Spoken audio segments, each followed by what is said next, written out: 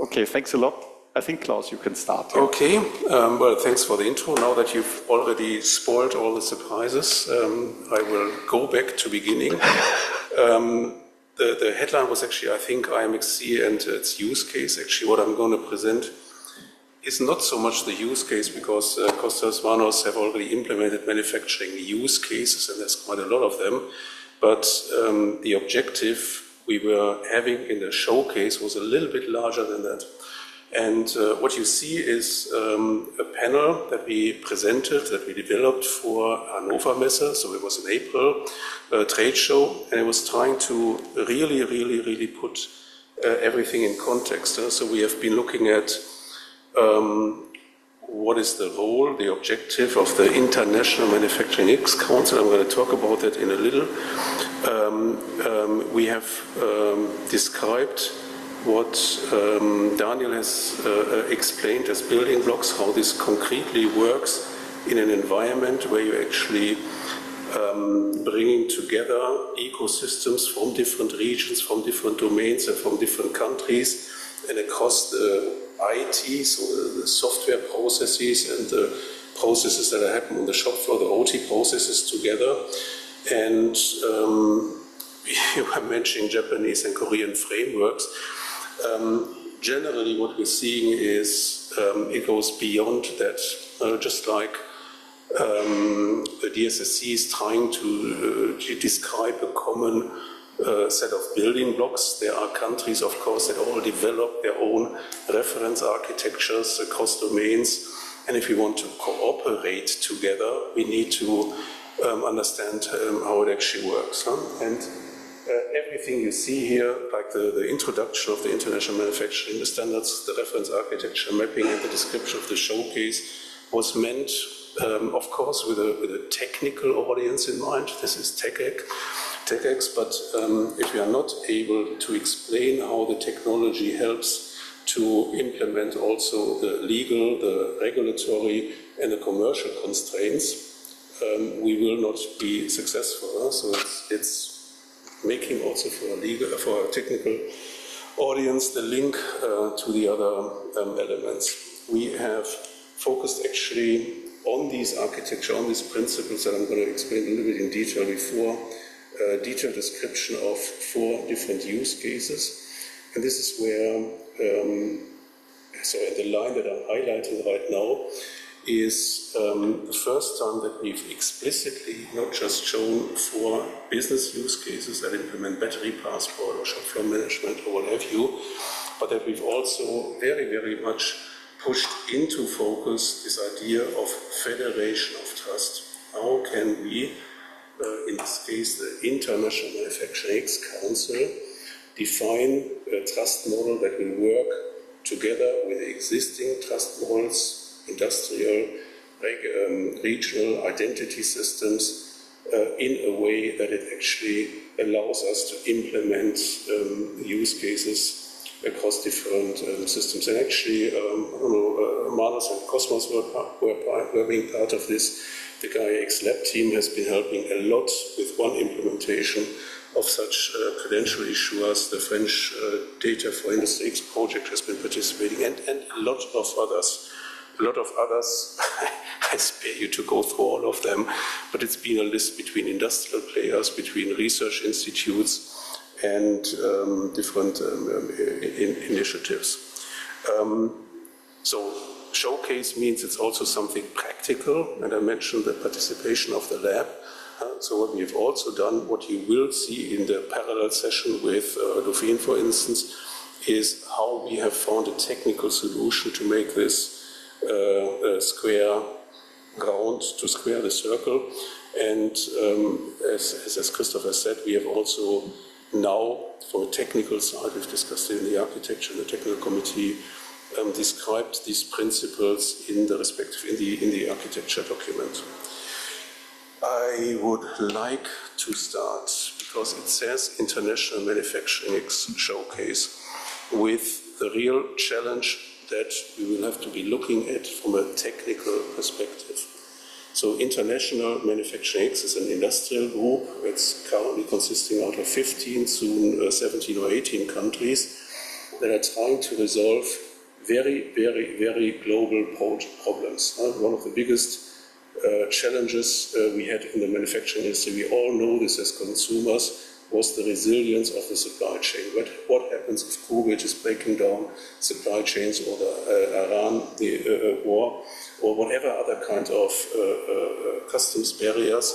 So if you want to build a resilient supply chain, you need to work with ecosystems, with data spaces from different regions, but also across different domains. So we're using the example of a car battery. A car battery uses rare materials, which will be out of a mining data space. It will combine data from cell manufacturers, car manufacturers. The usage is a completely different game, and the R strategies, recycling is circular economy is yet another game.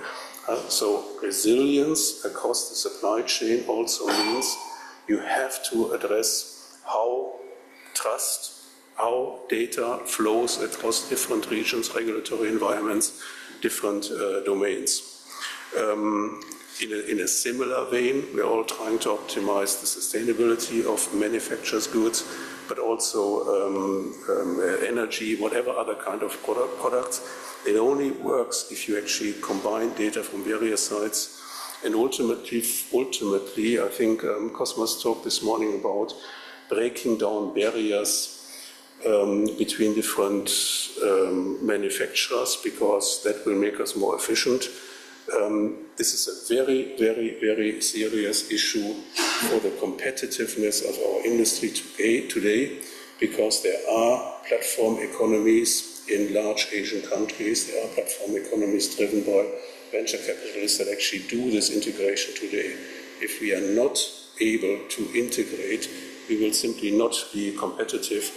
And this is what this group is trying to address. Technically, it's not yet another Gaia-X or yet another IDSA or yet another DSSC. The job is actually to orchestrate the existing various groups to make sure things actually happen together by influencing based along the use cases, and make sure that whatever is being discussed, whatever we take as an example in a showcase, that we also move this, for instance, to formal standardization with the standard definition organizations. Daniel is giving two examples. The data space protocol is moving towards an ISO standard. Christoph is working on the same thing with a trust protocol that we're going to be describing a little bit later. So I already talked about the 15 countries. What's important, and what you will also see in the subsequent information, the slides a little bit, what obviously you need to look at if you want to do this integration of data and trust frameworks and services across different systems. You need to agree on at least one very, very, very basic common language. We've seen many examples.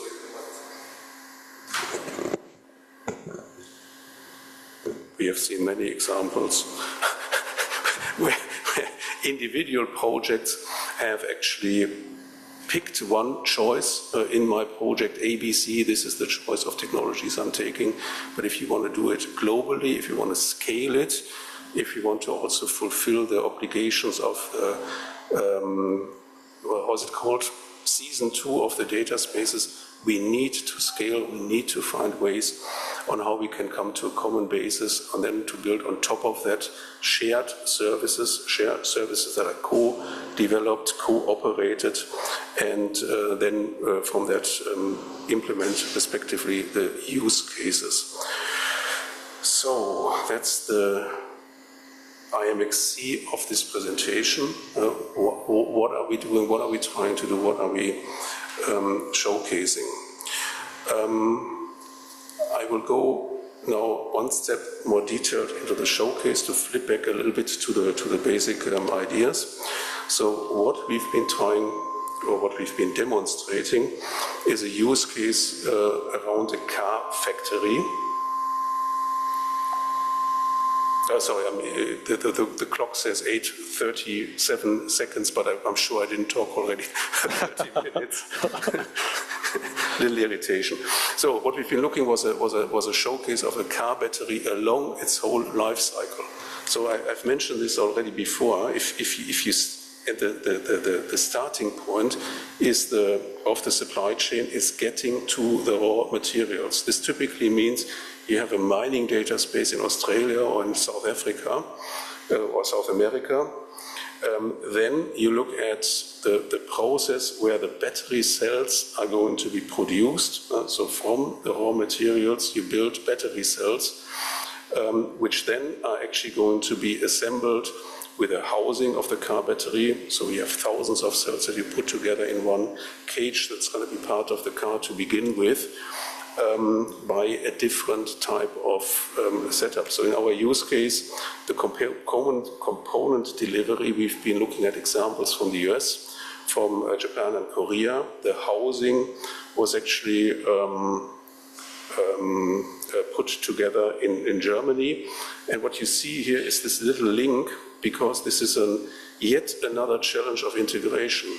It's one thing to make a data exchange between your ERP, between your SAP, between your whatever kind of systems, but some of the data that you use in all these data chains is actually going to be generated in the factory. It's going to be generated in the shop floor, which is typically an isolated network, which has completely different rule sets on what kind of data can be exchanged. So, but this is exactly what we have done, is we have fed information from the manufacturing process, from the shop floor. The machine is delivering information about the energy use. The machine is providing information about the nameplate that belongs to the product going forward. And this data is fed into the IT, into the supply chain process, to then, at a later point in time, when the battery has been put into the car, it's most important for battery manufacturers, for car manufacturers, to understand under which conditions the battery has been operated. And generally, Citroën or BMW is not necessarily sharing information about the temperature ranges, the current draw of a car to the original cell manufacturers until and unless you have implemented these data chains. We are again talking about one domain, automotive, communicating data to another domain, a battery cell producer, in two different regions and two different company contexts. And then ultimately, this is what we've done with Manus and Cosmas, taking all the data, material mix, the original material composition of the cells, of the housing, the usage patterns, to decide what the proper R strategy is going to be to either reuse, recycle, or simply dump the battery to begin with. So again, sorry, I'm repeating, we have an IT chain across different geographies, across different domains. We have the link to the shop floor, which in itself, if you talk about one factory, is an own data space or an own ecosystem. You have the usage, real-time usage out of a completely different domain to ultimately define the reassembly. So we have addressed resilience, because each of the steps can, of course, data-driven adjust the next step. If I don't get the batteries out of the US, I can ask Korea or Japan or vice versa. So that's one piece.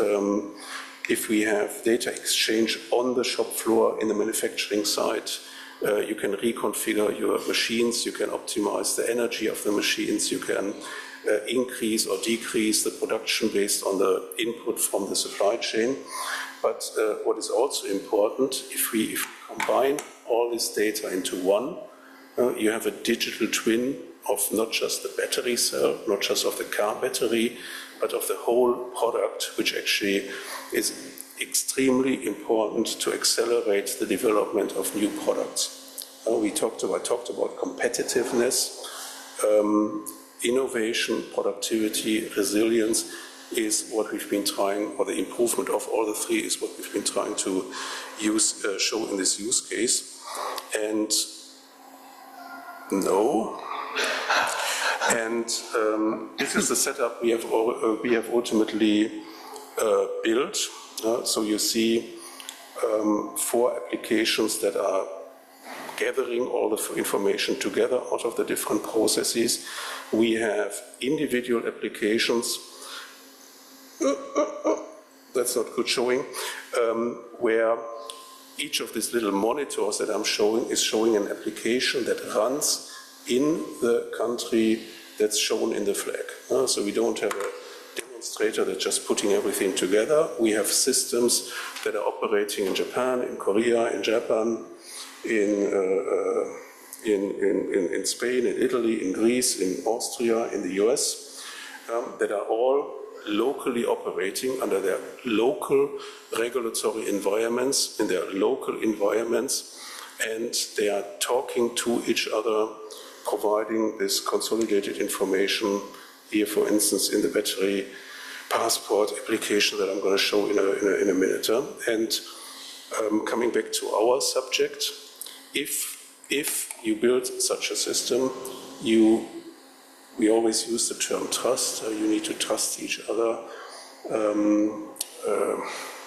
What does trust really mean? You need to substantiate it. You need to validate your claim. And in the environment, this is why we had this little screen of the catalog and credential store. We were explicitly showing what attributes of the different systems are we actually trusting. I'll come to that in a second.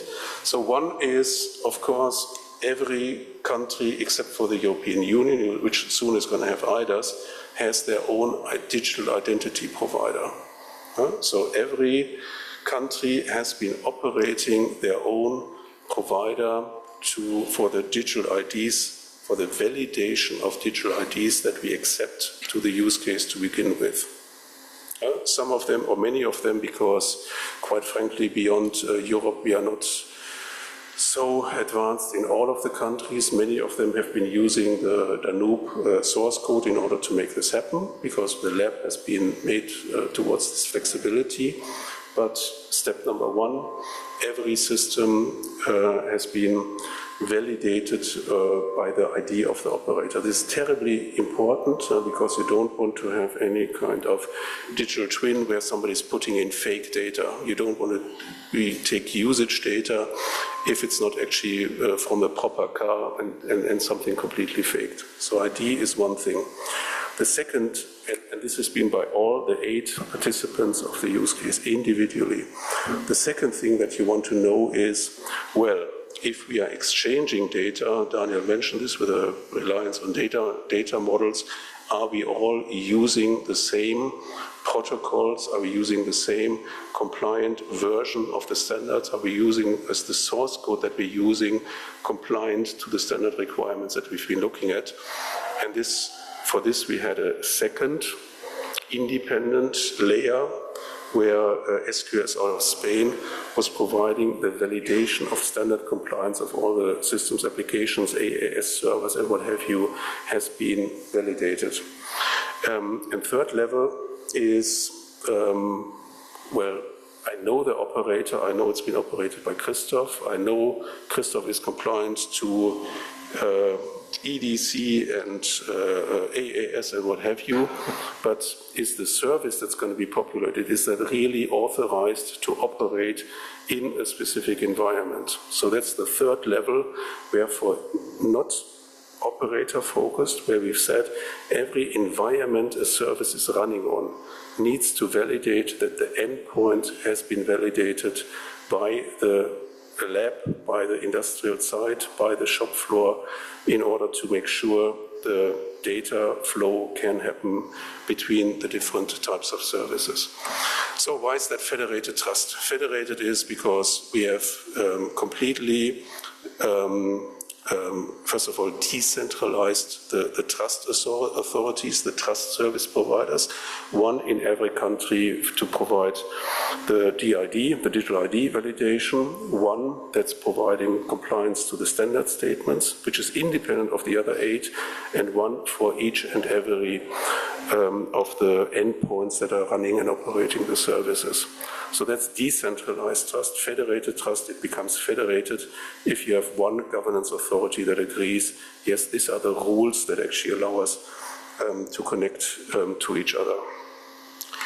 On the technology side, I would like to add one point to what Daniel has mentioned, because of course we had to take a decision on what data models, what kind of systems you're using, and I'm just stepping one step back, make it a little bit more abstract.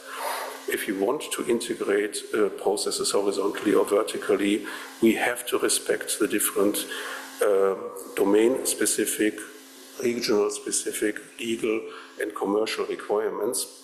And I mentioned before, we try to do this from a common technology base layer, and this is where I believe it should become terribly important for this audience, because if you drill it down to the core pieces, the colors are wrong. The colors are wrong. If you drill it down to the core pieces, you actually have two things that you need to deal with. How do you statically describe the environment? Like, who is validated operator, who is a validated endpoint for a service, what is the overall structure that connects to regional and domain-specific entries. So this is what we generally call trust protocols, and this is why we'll come to that in a second, why it's so important. The Gaia-X trust protocol is so flexible that it can adapt to the different rule sets and can be operated in a decentralized fashion.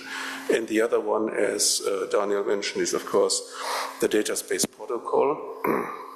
What is important is you need to think about it from the beginning. You're connecting to an existing brownfield environment where, in the manufacturing industry, for instance, data exchange protocols and standards and data models, like it's called OPC-UA or asset administration, shall exist. So we need to think about how do these things connect to each other, that I can have one common technology basis to make the interoperability between all of them working. Similar is true for the identities. In Europe, we're going to have IDAS, or we do have IDAS for natural persons. Japan has, for instance, GovBizID. The other countries are working on something similar. How do we find the inter-exchangeability between these different definitions? And as Christoph said, we have started to document it in the architecture document under the term trust profiles and meta-registries. So this is an important additional content that we have put also in the Gaia-X documentation. Of course, this is a little bit a side note, of course we're looking at open source existing standards that we combine to make it as easy to connect to begin with. And I mentioned this before, we must look at a way to operate this whole federated trust in a decentralized way. Many of you will understand if we say as Europeans we want to be sovereign on our way we are managing and controlling stuff. Of course, every other country, every other region is going to do the same.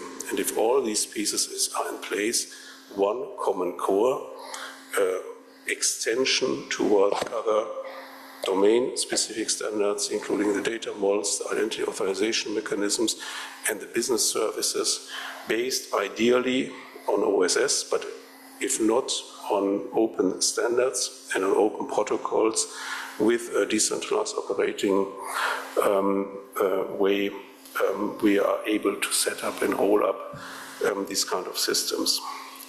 So I just show you once very, very quickly the way it's been integrated. So,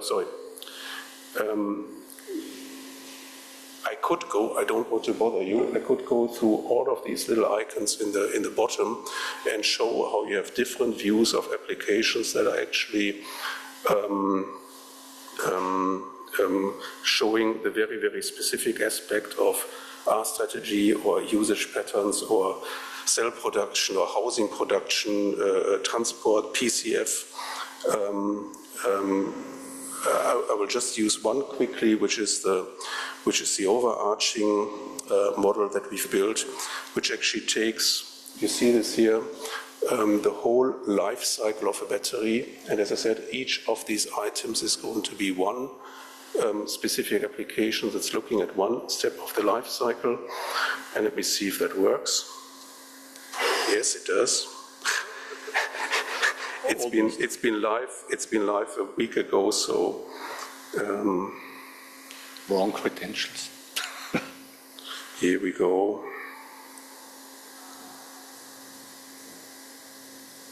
Yeah, I tested it before, but I don't find the right window. Battery pass, no.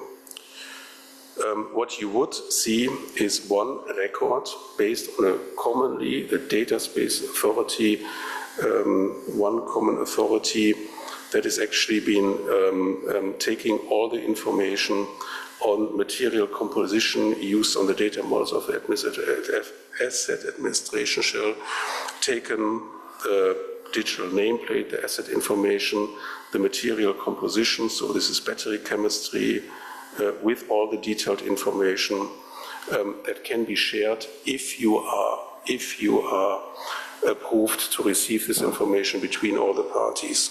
So we have a virtual system where we have 8 applications located in all the individual countries, and they have one umbrella, which is a to-be standard IDTA 37-something thousand, where we are capable of combining all this information to create ultimately digital twin of the battery across the whole life cycle. Sorry. It's only one final time. No. Coming back to another point, what I'm now showing is to mention we have taken the experience not just of this project, but we have learned on the contributions from the various members in the working groups in the technical committee. We've started to write this down, and we've just in the working version, in the drafts, approved one new section, which is called Gaia-X Trust Protocol, because you want to separate the rules from the protocol that helps implementing the rule sets. So a trust protocol is something that everybody can use to implement and operationalize their own set of rules with the new concept which has been implemented in the Danube release of the trust profiles and the meta registry. We have next to that also